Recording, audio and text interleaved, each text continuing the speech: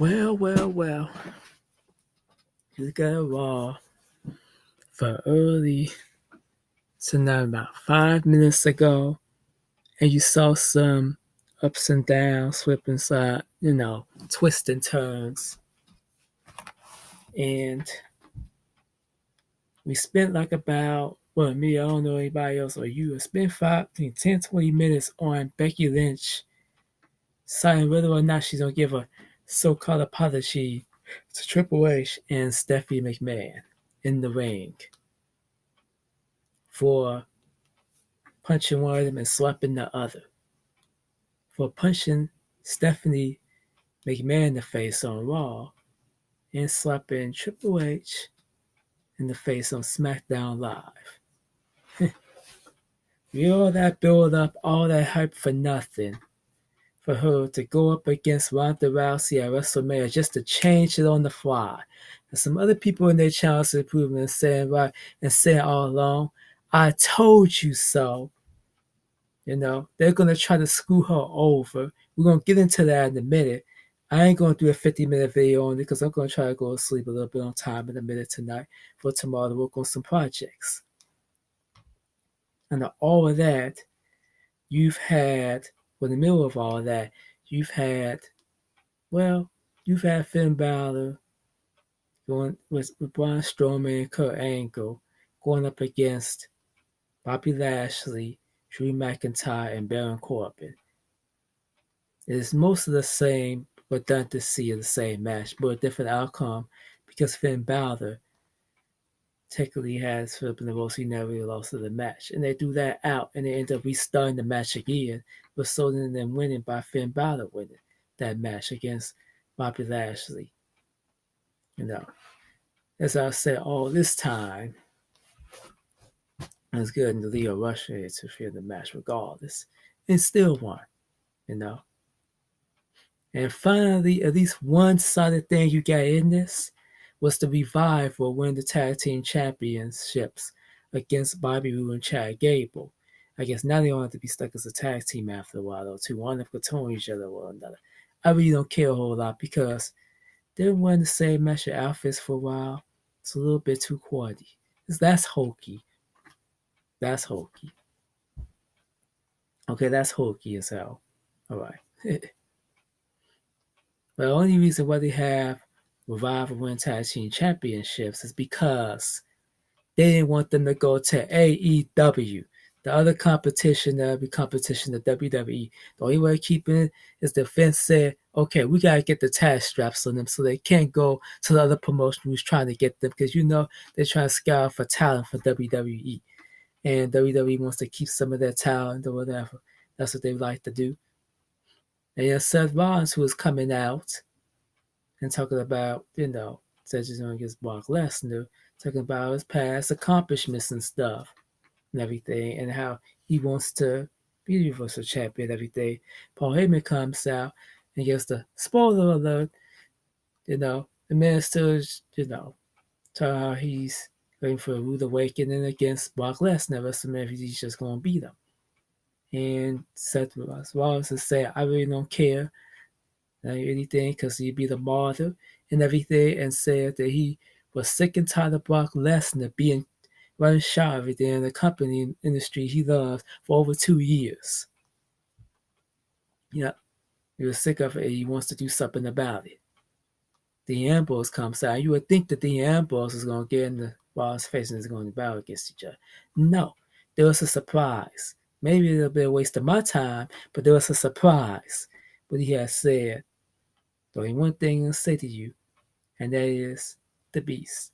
And he said, his match is coming up next against EC3, the man who had, after he had started first with a moment of bliss from last week, punched him up in the face and lost against him. So they wanted to get that blemish off that record over there.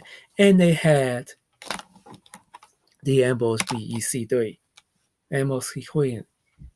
Now see, that's 50-50 booking. Because nobody never likes to have anybody too many superstars that they don't want to lose. They want to win. Okay, you get a win, another one gets a loss. Next week after that, they get a win, you get a loss. How in the hell you get from EC3 winning a match from the last week in this day? But I guess you have to do something. You have to throw him a bone, you know. And then the 1 week after, you get him a loss. He takes an L. And then the week prior, he takes a W. How does that happen? How does that fit for you, WWE? How is this logic? This is 50-50 booking? That's what it is. It's 50-50 booking. Yeah, I give you that. That's exactly what it is. Yep. That's what happened earlier tonight. While it's plugging Paige's movie, which I want to see. Well, not Paige movie about her collection on me, fighting with my family. Directed by Dwayne The Rock Johnson. Yes. And that, here's other stuff. The first match night, Boss and her connection. Sasha Banks get injured. It's a little bit too convenient for that. Sasha Banks get injured. She teams with Bailey, Riot Squad, Liv Morgan, and, Ruby Riot in there. And so the match are attacking with each other. And I don't know what the logic with that was. Because the last time I checked, I think the Riot Squad was the antagonist in the story. And the Boss Hood Connection is the protagonist. It probably doesn't matter a reason because probably soon who's going to go against each other for this Sunday, the Elimination Chamber for the Women's Tag Team Championships, which I have like issue with them only having one pair because it should be two. Because what would happen if one team wins for Raw and then the other team for SmackDown crossover and get that means that this whole breast within this whole superstar shake-up thing is a no avoid type of thing. Didn't think about that, did they? Ding ding, put on the thinking cap. Why don't you get another pair for the Women's Tag Championship, one for SmackDown and for Raw, so that way somebody else can have, because otherwise the women on SmackDown don't got nothing. Freaking joke though. That's all it is. They didn't think about that. It's a freaking joke. Come on. But anyway, Sasha is going to the back. Bailey still won reluctantly on her own, mind you. I don't know if they're trying a little rift between that or whatever. But a lot of people backstage was trying to get trying to get who was the man, Becky Lynch, to apologize to. Finn Balor was the first person to tell him pride get in the way and everything. After much convincing. And after a while, I've been trying Caruso, who was being a verbal lashing for Becky Lynch about the whole thing, that she was told was none of her business. I could never be a reporter if you don't get told that. But I guess that comes with the part of the job, then. Okay, so that damn well hell be. All right? Then after that, you have people who get you EC3, and at the Ambrose winning. This is no particular about. This is a warm-up type of review into the actual review, which is a part 2 for tomorrow, going into actual matches in the actual order, then all this stuff, And they do a Black History Month thing, and I think you should just really do something on somebody else other than Dr. Martin Luther King Jr. Must respect me, rest in peace, or anybody. But Dr. King, the only person that made history in the past times, it was Malcolm X, it was George Washington Carver. One for him, you wouldn't have peanut butter or anything with peanut oil or anything like that. What about Jackie Robinson and all the rest of the other people? Malcolm X, WWE still sit on Dr. Martin Luther King Jr. and Marshall Washington, that's okay. But you really need to get somebody else you want to talk about too, though. That's what I think. If you got Rosa Parks, somebody else. So maybe Paul Robeson or somebody, Mary Jackson, They all made history. But anyway, long story short on that, and moving on from that to after EC3 on his match. I'm still thinking about the fact was EC1 and 2. They probably trying to get there at one point. Anyway, so the Ambos won that match. But after, you will have my favorite, Raw Women's Champion. Yeah, I don't want to say it. I'm in love with her too. Love of my life. Mostly, my favorite female wrestler for life. The goddess, 5 Feet of Fury, Alexa Bliss is backstage. She's talking to Becky Lynch about apologizing or not apologizing, told her not to. There's a little, protagonist sneaks there with Alexa Bliss, but they're not trying that out. I don't know why, because everybody's kind of liking it. It's kind of hard because you got that person that you really like, but they have bullying tendencies type of thing. She's not that way, by the way, in real life. That's just who she is. If that's her character, that's who she is in character to portray that, you know. Because everybody reaches some tone she'll have a decent bone out body. I know it. But Becky Lynch in it once in a while too, because she's over two, supposed to be this badass, and she's supposed to be the man. And I hate to do this though to her because I did this to Sasha Banks about 3 or 4 years ago. When she kept losing to Charlotte the next night. That going back to this, like 2016, when Alexa Bliss was just leaving up from NXT and getting called up to the main roster and going SmackDown Live at the time when it was the beginning of the brand split and superstar shakeup. Your Manson, Dorothy, like Shane and Stephanie choosing their general matches. Then at the time, Stephanie chose Mick Foley, and then Shane had Daniel Bryan, whatever. And it's in competition against each other, healthy competition, no less. And before they be gone, Triple H like, have a nice day. And then you had Kurt Angle sometime later, like a year later, and then to Baron Corbin and all that. And then you had a general match after a while, but whatever. And this is that page in the SmackDown GM because she in competition, she retired from it. But she did that because she doing another role, Now for me, I left out Elias. That's right. Like I did last time. Walk with Elias. Everybody wants to walk with Elias. Sorry for that and everything. Yeah. He keep getting into it about Luchadors. Now this is a real murky thing for me that Elias T's being this sort of protagonist where he's antagonist with the rest of the crowd and stuff. Like we were trying to get them to sing with him and stuff. I was putting down the hometown. He was putting down, I forgot the teams. I forget the town so well. I might be tired. Okay. But another person does another review, they'll tell. But anyway, he kept getting interrupted. This is making Elias into a joke, and I hate to say it, I liked it better when he was attacking this, and I'm glad that he is. But he was made as a freaking joke against Road Dogg and Jeff Jarrett. Yeah, you do thank Jeff Jarrett for an alternative for wrestling, for a company, but you shouldn't have to kneel down to him. That's just not right. Cool. And Road Dogg, where is he at now? He's back calling the shots in the backcourt office.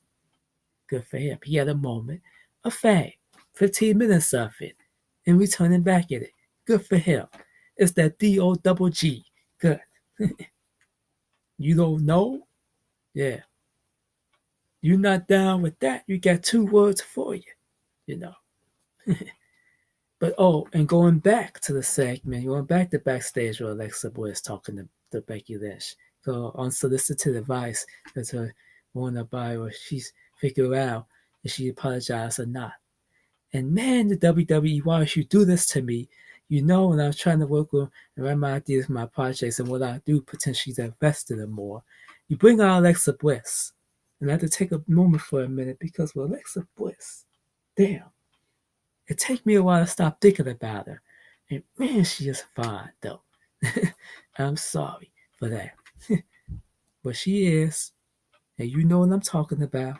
And whoever, I know who he is. And I'm just going to put this on blast. Whoever is, I know who he is. Who's with her. You got to be lucky to be with her. Man. He can't help reach up. A woman right there. Damn. That's all in real life.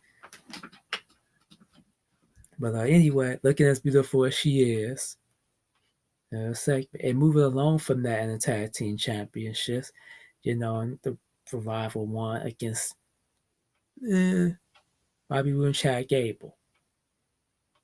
About time, long time overdue, right? Now I don't want to even talk to one of my friends now about this because now he's gonna be like, I'm so glad now it's Charlotte in the main event against Ronda Rousey. So the last person that told her, or pried up is apologize and stuff. Really? Seriously? Now you make this a joke. You make her to a clown too. The rowdy one. You make her, and she's supposed to be rowdy, right? Oh, come on now. I really must be thinking that Roddy Piper, he probably was saying apologize, but he wouldn't have really wanted her to, suck up like that. Come on now, think about it. It's crazy. And not only that, yeah, she would have apologized if it was her, if the shoe was on the other foot, but she wouldn't entirely apologize. She would say, I'm sorry for what I had to do. That's what I'm sorry for. If this was the Attitude Era, Stone Cold Steve Austin would have gave the finger. And if this can be offense, but I don't want it to be offensive. He would, go like with the finger, like, I got your apology for you. This is Vince McMahon. But I guess the times just had to be different, right? And I said it though, because it's not Stone Cold Steve Austin. Triple H is nowhere near nowhere near Vince McMahon. Neither is the daughter, neither is Stephanie, the wife, Neither is Mama H. She's not like that. Mrs.